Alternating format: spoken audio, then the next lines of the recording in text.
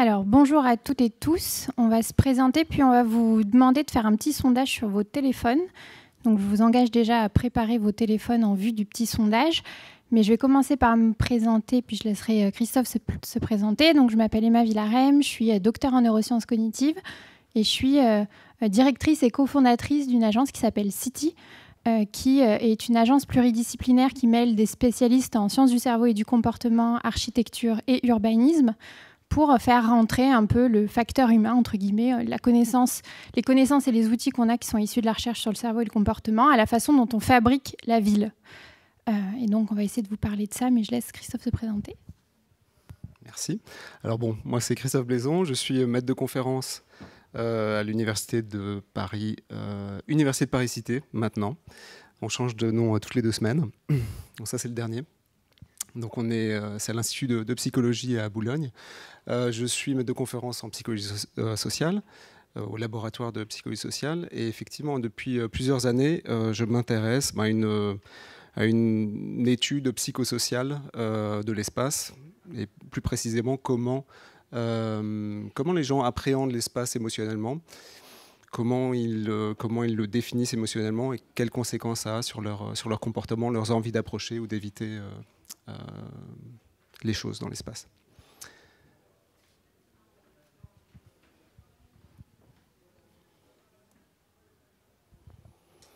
Alors, on va d'abord commencer par un petit sondage, s'il vous plaît. Donc, prenez vos téléphones portables, smartphones, et puis allez, s'il vous plaît, sur menti.com. Donc, c'est Mentimeter. Si vous tapez Mentimeter, c'est pareil dans Google. Et on va vous demander directement un code. Et vous pouvez entrer ce code-là, c'est le code du questionnaire. Donc, normalement, si tout se passe bien, vous arrivez directement sur le questionnaire. Ressentez-vous une ou plusieurs de ces émotions en ville sur une échelle de 1, jamais, à 5, tous les jours? Donc, alors, à l'écran, ce que j'ai comme retour, c'est que vous êtes à peu près entre 4 et 5 sur l'échelle qui est de 1 à 9.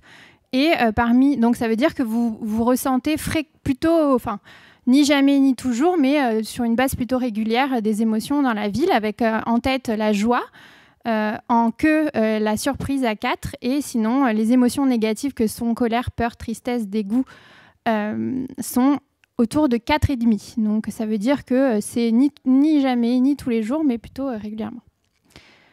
Alors, autre question qui nous intéresse.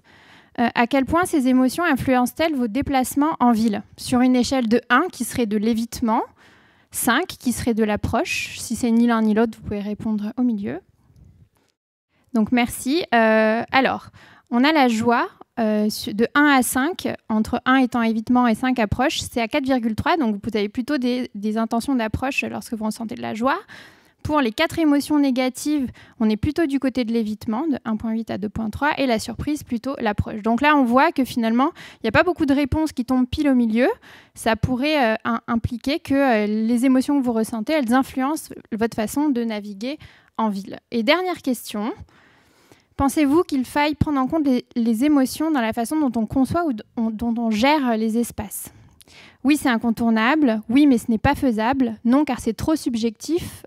Pourquoi faire? Alors, merci pour votre réactivité. J'ai déjà 35 réponses. Alors, 25 sur les 38 réponses maintenant pensent que c'est incontournable. Et les autres, on va essayer de vous convaincre dans les minutes qui nous restent.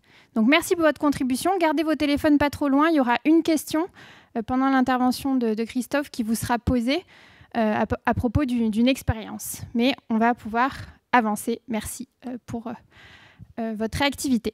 Donc, il y a un premier constat qui est que les environnements... Je vais le faire en plein écran, ce sera mieux. Les environnements urbains, on a pas mal de données qui montrent qu'ils sont générateurs d'émotions. Alors ça, c'est un travail qui a été fait par Christian Nold, qui est un géographe à la base, mais qui a équipé des participants, ici pour faire cette carte 100 participants.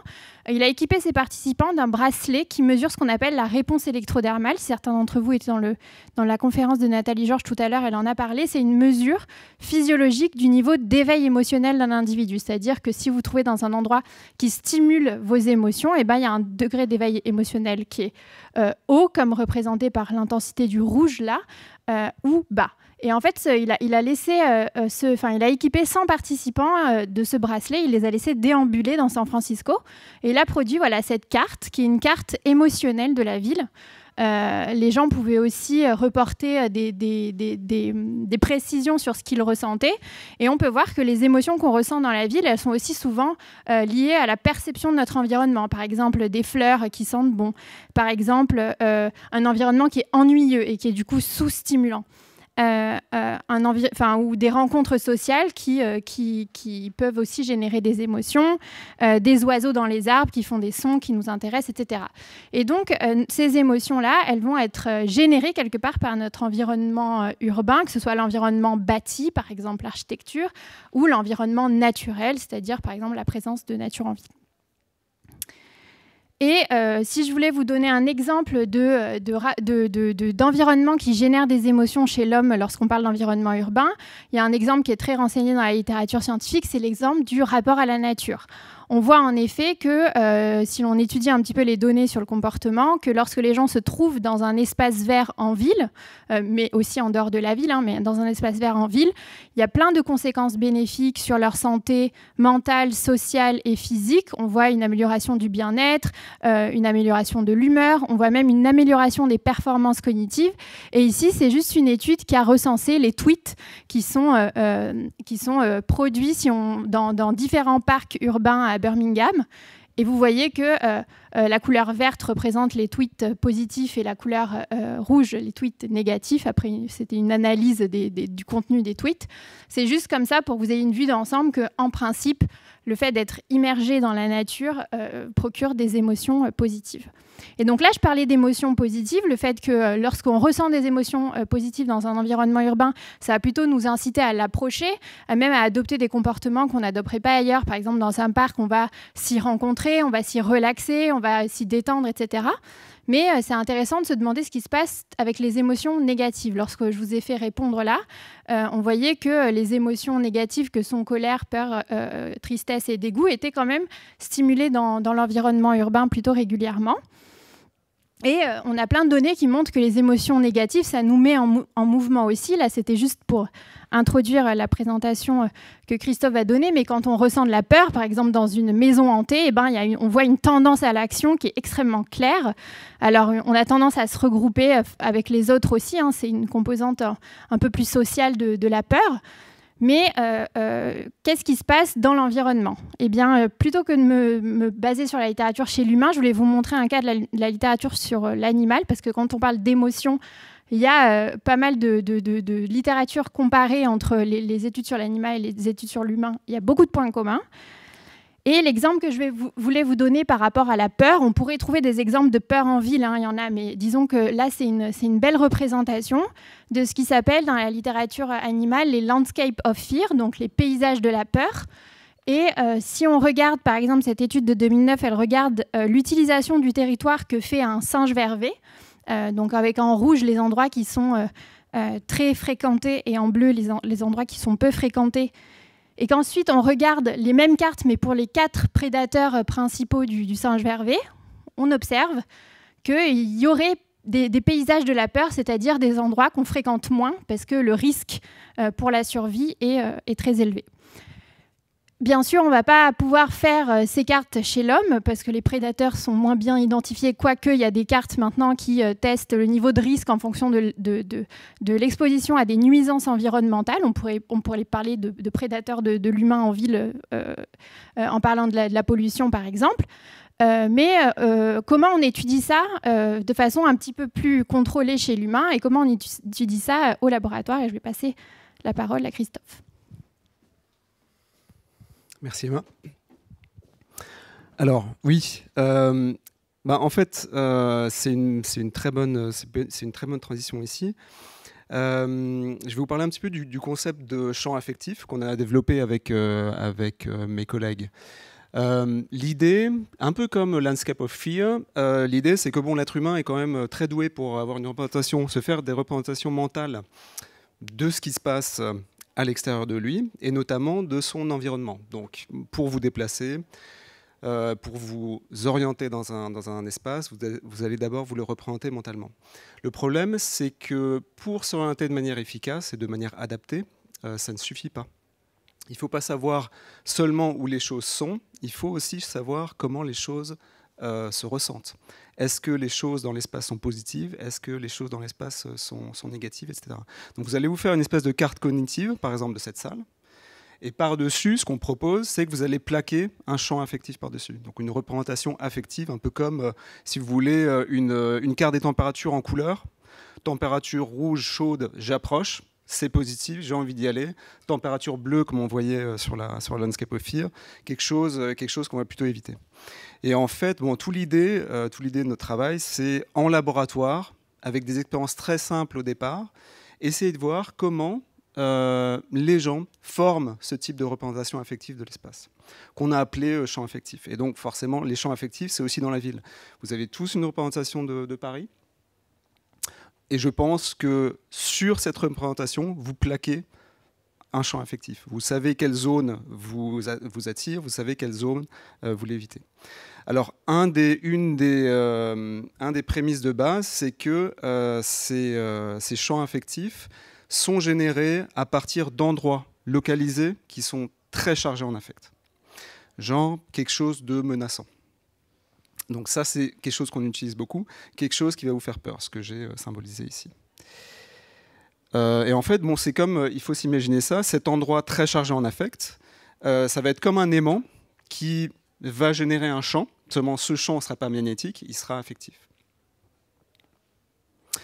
Alors comment on étudie ça en laboratoire? Une expérience très simple, par exemple, une des premières. On montre comme ça une vue de dessus à des participants d'un quartier. Donc c'est pris sur Google Maps, on ne distingue pas très bien ce que c'est, etc. C'est en noir et blanc pour pas biaiser avec la végétation, etc. Dans un groupe, on montre juste l'environnement du haut.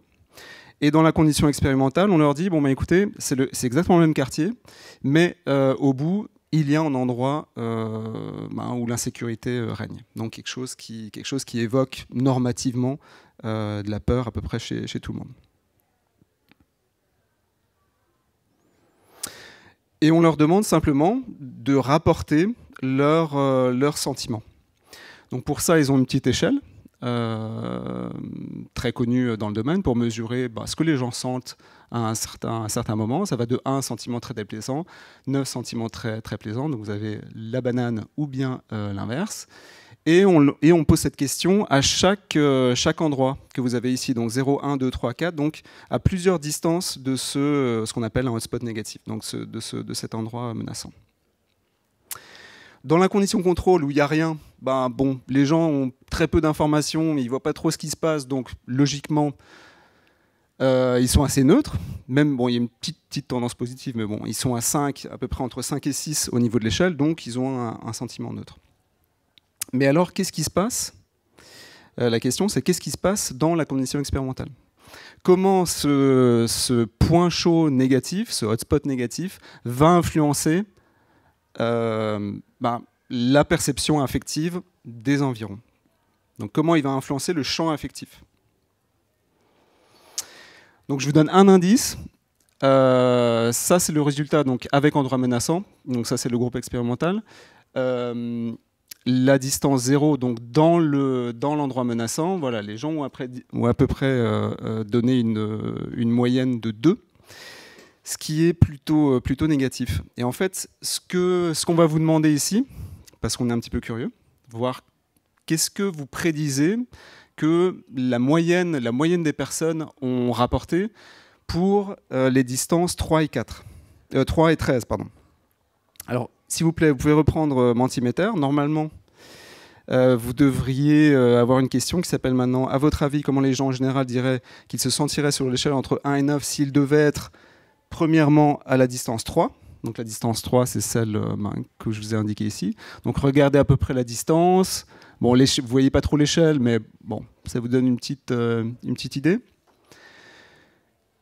Donc qu'est-ce qui se passerait? Quel serait le sentiment des gens en général, à votre avis, s'ils devaient habiter à distance 3? Et quel serait leur sentiment général, à votre avis, s'ils devaient habiter à distance numéro 13? Donc, c'est pas vous, hein. Vous essayez de prédire ce que la majorité des gens diraient. Donc on a eu 36 réponses, merci. Donc le résumé pour ça, c'est... Alors à la distance numéro 3, on est à 3,1, ça monte encore un petit peu. On a 42 personnes maintenant. Et à la distance, donc on est à 3,2 pour la distance 3, et on serait à 6,9, voire 7 pour la distance 13. Ok.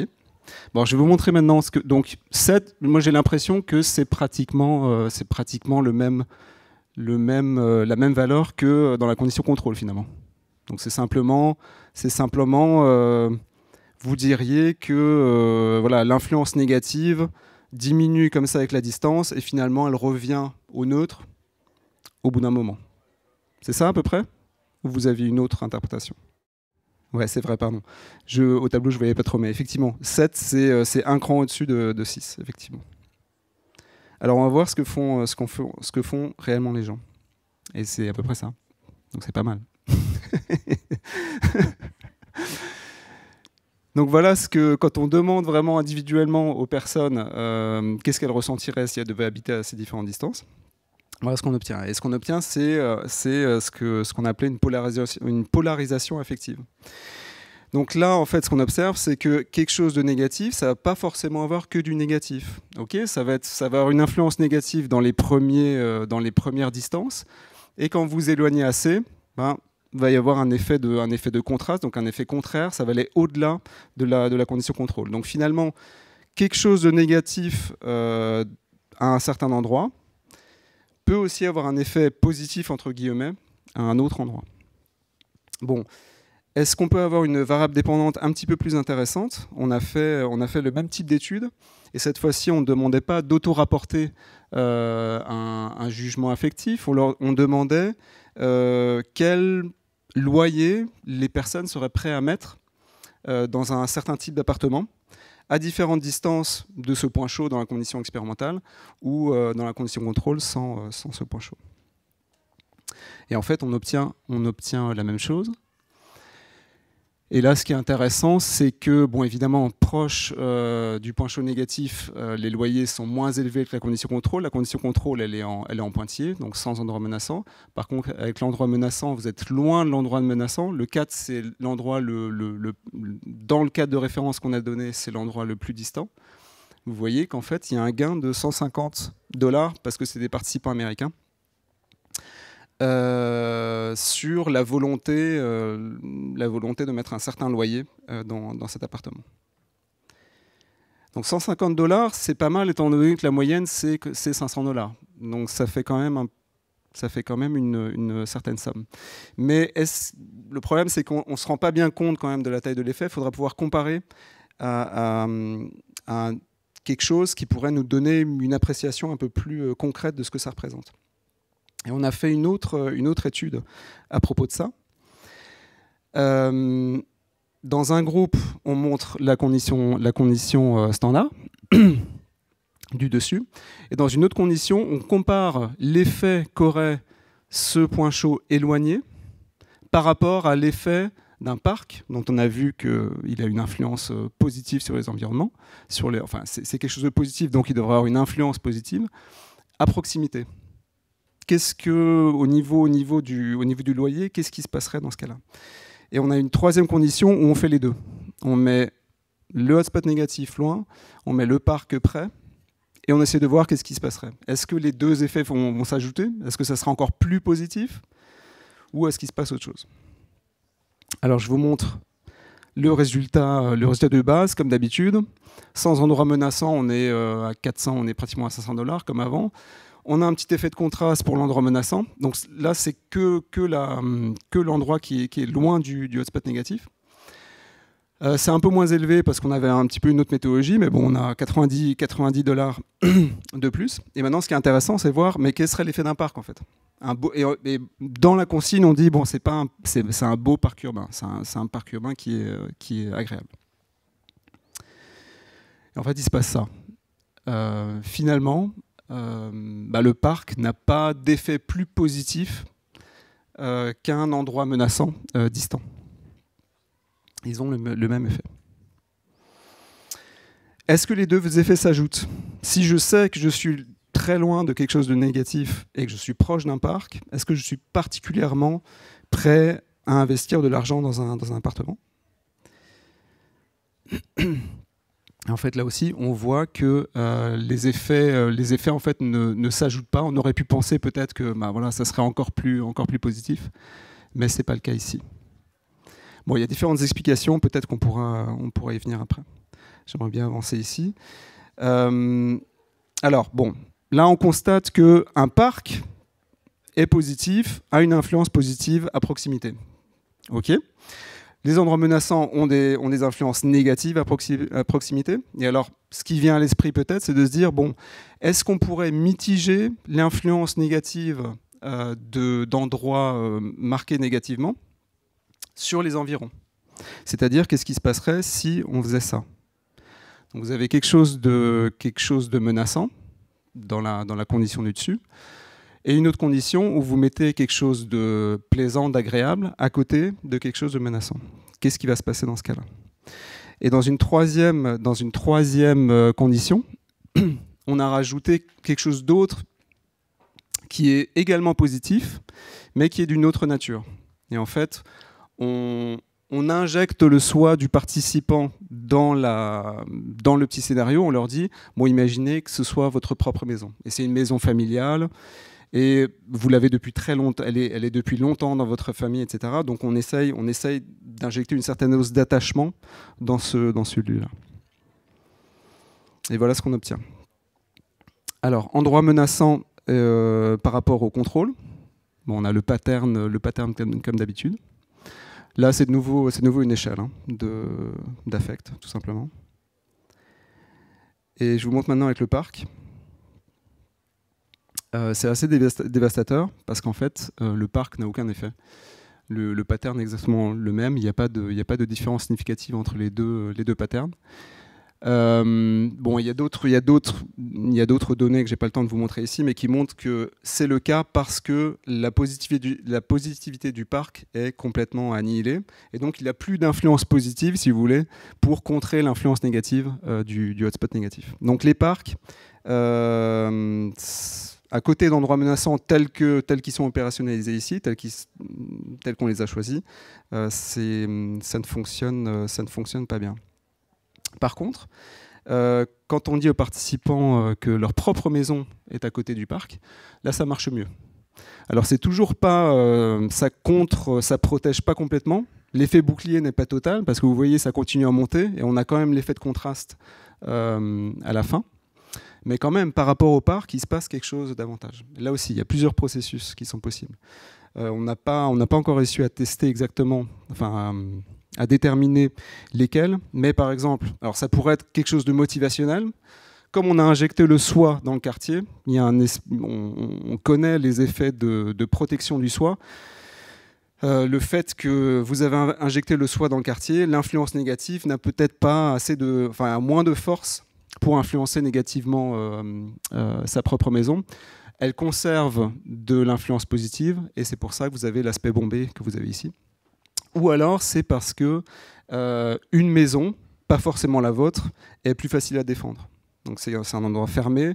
Donc mentalement on se dit l'influence négative du hotspot négatif ne peut pas influencer aussi facilement cet endroit-là, donc il conserve de l'influence positive, et donc il y a une mitigation possible. Alors c'est tout ce que je voulais vous montrer pour l'instant. On peut retourner avec Emma. Merci, et je vais essayer de conclure là en 5 minutes, comme ça on laisse un peu de temps pour les questions. Donc ça c'est le travail qu'on peut faire lorsqu'on contrôle bien les conditions et qu'on a un cadre expérimental qui est assez fixable quelque part. Nous, alors je reprends le relais, donc quand je dis nous, je parle de ce qu'on fait chez City. On va travailler dans des conditions qui ne sont pas du tout contrôlées puisqu'on travaille en ville. Et notre idée, c'est de dire que toutes les émotions qu'on ressent lorsqu'on navigue en ville, elles vont influencer notre comportement, souvent de façon très implicite. Ce n'est pas quelque chose auquel on a accès consciemment. Et c'est quelque chose qui n'est pas trop intégré dans la façon dont on fabrique la ville aujourd'hui. Vous étiez les 3/4 à dire oui, c'est incontournable, on devrait prendre en compte les émotions dans la façon dont on fabrique les villes, mais finalement, c'est quelque chose qui n'est pas trop fait aujourd'hui, et nous, on va chercher à diagnostiquer ce versant un petit peu, qu'on appelle un petit peu sensible, émotionnel, du rapport à la ville. L'idée là, c'est de dire que les émotions qu'on ressent, elles vont influencer nos déplacements, elles vont influencer notre exploration de la ville, elles vont influencer notre bien-être, même notre santé physique et mentale. Lorsque l'on vit dans un quartier, par exemple, qui ne prend pas en compte dans sa conception l'impact qu'il va avoir sur nous. Et donc, on développe des outils pour diagnostiquer ce versant plus sensible de l'expérience de l'environnement, pour essayer de voir aussi est-ce que finalement le labo se traduit dans la ville. En tout cas, c'est le pont qu'on essaye de faire. Et donc, on va avoir des outils, je vais les présenter très vite, mais s'il y a des questions, on pourra prendre le temps d'y répondre. Des outils qui vont avoir pour but d'aller justement forcer des gens qui naviguent en ville à s'intéresser à ce versant-là sensible, émotionnel de leur rapport à la ville, versant qui est souvent un petit peu sous les radars. Donc là, vous êtes aussi une foule un petit peu biaisé peut-être à ces questions-là, mais en général, c'est des choses qui sont assez implicites. On n'a pas forcément conscience qu'on a tout un tas d'émotions qui influencent nos déplacements en ville. Et on fait ce qu'on appelle des diagnostics sensoriels ou émotionnels. On invite des gens à remplir un livret. Et ensuite, on peut avoir un panel émotionnel, par exemple, d'un espace public. Et lorsque l'on cherche à comprendre ce qui génère ces émotions, par exemple, une monotonie dans l'architecture ou des espaces un petit peu délaissés ou négligés, la présence d'animation sociale ou le fait de pouvoir marcher confortablement, eh bien, en cherchant à comprendre ce qui déclenche les émotions, on va trouver aussi des recommandations pour les projets urbains et architecturaux que nous, ensuite, on peut communiquer aux architectes, aux urbanistes, aux gens qui travaillent dans les projets. On peut aussi, alors ça c'est un work in progress que je vous montre ici, mais faire des cartes en fait sensibles ou émotionnelles. Là, c'est un projet qu'on mène sur 8 espaces publics du Grand Orly-Seine-Bièvre, donc au sud de Paris, où on cherche à cartographier les sensations et les émotions qui sont associées à l'espace public dans le but de pouvoir faire des recommandations qui vont viser à rendre l'expérience de la ville la plus bienfaisante possible pour les individus, sachant que lorsque l'on se sent bien, on peut aussi s'investir dans sa vie sociale, on peut se développer, on peut sans capacité. Donc il n'y a pas juste, même si ce n'est pas réducteur, de dire que déjà atteindre le bien-être ou atteindre un état d'émotion positif, c'est déjà un premier but en soi, mais c'est aider les gens à se réaliser en ville, quel qu'il soit et qui qu'il soit ou qu'elle soit, sachant qu'il y a des différences interindividuelles. C'est pour ça qu'on vous a demandé de reporter votre genre au début, des différences interindividuelles sur les émotions qu'on ressent dans la ville. Et ça nous intéresse aussi. On peut interroger aussi le rapport à certains environnements. Donc là, c'est un travail fait en collaboration avec l'agence de Street Society, dont la fondatrice, qui est aussi associée chez City, Alice, est dans la salle. Un travail qui a été fait rue du Temple à Paris de fresques artistiques à 360 degrés dans un préau qui était auparavant assez gris, assez délaissé, aussi assez négligé. Il y avait ce qu'on appelle des comportements un petit peu antisociaux. On voyait de l'affichage sauvage, des détritus qui étaient souvent laissés par terre, etc. Et notre idée, c'était de voir avant et après, est-ce que les émotions associées à l'environnement ont changé. Ce qu'on observe, c'est que les émotions positives, donc la joie et la surprise, qui peut être aussi une connotation positive, ont fortement augmenté après l'intervention artistique, et que les émotions négatives ont soit quasiment disparu pour la colère, soit fortement diminué pour la tristesse, le dégoût et la peur. Ça, ensuite, on peut aussi voir que les gens développent des comportements qu'on appelle d'attachement ou de protection du lieu, donc ils se voient davantage protéger le lieu, et que plus ils ressentent de la joie dans l'espace, ici sur le site, et plus ils ont une volonté de s'investir et de prendre soin du lieu. Et 3 ans après que la fresque artistique ait été réalisée, on voit qu'elle est très très préservée et qu'on ne voit plus du tout les comportements antisociaux qu'on pouvait percevoir, en tout cas avant l'intervention, sans pouvoir savoir pour sûr si c'est causal, mais en tout cas c'est une bonne indication que lorsque l'on agrémente aussi l'environnement urbain, on peut influer sur les comportements. Et enfin, un dernier versant qui est assez intéressant à sonder, mais qu'on ne fait pas systématiquement, parce que comme je vous le disais en préambule, on travaille dans la ville c'est bruité, donc l'analyse des données, c'est souvent quelque chose qui est compliqué. Mais on peut utiliser un bracelet qui enregistre la réponse électrodermale dont je vous parlais au tout départ avec la carte de San Francisco pour comprendre le vécu d'un espace public ou le vécu d'un trajet en allant regarder l'éveil émotionnel, qui est quelque chose qui est difficile à reporter subjectivement. C'est très difficile à chaque seconde de dire je suis stressée sur une échelle de 0 à 10 à tant de pourcents. Et ce genre de signaux, ça peut nous permettre de suivre des gens et d'avoir accès à ce versant un petit peu plus implicite de leur expérience de la ville et ensuite de faire des cartes émotionnelles de Paris. On a le projet là qui est dans les tiroirs chez City. Donc pour conclure, je fais une conclusion un peu générale, je prendrai vos questions après. C'est de dire que les émotions, elles influencent consciemment et inconsciemment nos comportements et lorsqu'on se trouve dans un espace, les émotions qu'ils évoquent peuvent agir sur notre façon de naviguer dans cet espace, que ce soit d'un espace fermé, d'une salle, à un espace public. Les éléments de notre environnement qui ont une connotation émotionnelle forte pourraient même influencer nos comportements à grande distance, comme en créant des champs affectifs. Et en ville, ces émotions, elles peuvent nous conduire à fuir certains espaces, à s'y déplacer vite ou en grand nombre. Il y a des données sur la peur qui montrent que lorsqu'on a peur dans la ville, dans la rue, on marche plus vite, on est plus vigilant à l'environnement, on se déplace de façon plus groupée pour se protéger, tandis que d'autres espaces peuvent nous conduire à nous reposer, nous distraire, nous rencontrer. Comprendre comment l'espace façonne nos émotions et comment nous percevons et occupons l'espace en retour peut guider la conception d'espace, pas seulement urbain, mais notamment urbain, plus adapté à toutes et tous. Et je vous remercie de votre attention.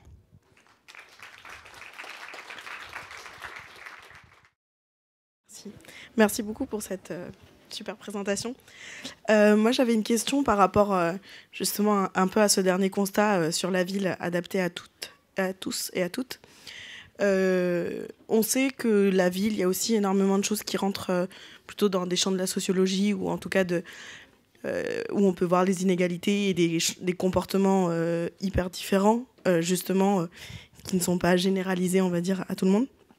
Et du coup, ça me fait penser à comment est-ce qu'on gère la superposition. Par exemple, je suppose que selon d'où on vient, selon notre histoire, selon notre vécu, on n'a pas nos cartes émotionnelles de la ville et nos champs émotionnels changent beaucoup et sont un peu plus complexes, je suppose. Voilà. Et du coup, est-ce que vous avez déjà essayé de superposer des cartes à l'évident? Enfin, moi, ce qui me vient premièrement à l'esprit, effectivement, comme vous parlez, la question du genre, mais ça peut aussi être de venir d'autres horizons. Enfin, il y a plein de paramètres qui pourraient être... mais voilà. Oui, alors très bonne question. En effet, dans les résultats, comme ceux qu'on a vus aussi dans les conférences qui se sont passées en parallèle, on montre souvent des résultats un peu moyens d'une population générale, voilà, de quelque chose qui est un peu moyen, mais en utilisant aussi les outils scientifiques, on peut avoir accès à des analyses qui vont aller prendre en compte différents facteurs. Donc nous, dans les projets dans lesquels on fait, en tout cas côté terrain, mais Christophe, je te laisserai répondre, on va avoir des échantillons qui ne sont pas des échantillons infinis et on va essayer de récolter ce genre de données-là, mais on va être très limité. Mais par exemple, l'étude sur les espaces publics vécus dont je parlais, où on a pour enjeu de faire des cartes émotionnelles d'espace public. Le genre, c'est une donnée qui est très importante. On sait qu'à même environnement, par exemple, les femmes ont toujours un sentiment d'insécurité qui est supérieur à celui des hommes. Et donc, si on veut faire des villes qui sont adaptées à tout le monde, c'est hyper important de prendre en compte ce versant-là de l'expérience et pas d'avoir une expérience un peu moyennée qui, souvent, par exemple, dans le cas de la peur, va être délétère à une partie de la population qui va toujours se trouver en insécurité. Et j'ajouterais aussi, mais sans présumer de la réponse, Alice, mais que, en tout cas, en sciences cognitives, on a aussi peut-être, c'est pas une habitude formelle de prendre en compte ces résultats-là. C'est aussi très compliqué. Il y a beaucoup de travaux qui portent spécifiquement sur l'effet, par exemple, du niveau socio-économique, sur les comportements, sur la cognition, etc. Donc, c'est des choses qui sont difficiles à voir, mais les cartes urbaines aussi sont censées refléter la population et différents paramètres socio-démographiques de la population. Donc, quand on fait ces cartes émotionnelles, on va les superposer à d'autres cartes que nous, on ne produit pas directement. On ne va pas analyser les émotions à travers ce prisme-là, mais en tout cas, d'avoir des lectures qui sont les plus complète possible, même si c'est compliqué. Et nous, donc dans nos données, le genre, mais on aura d'autres cartes qui vont rendre compte du niveau socio-économique, par exemple, des personnes qui vivent là, de leur âge, etc. On n'a plus trop le temps. Et ben, s'il y a d'autres questions, on est dehors pour 5 minutes de plus.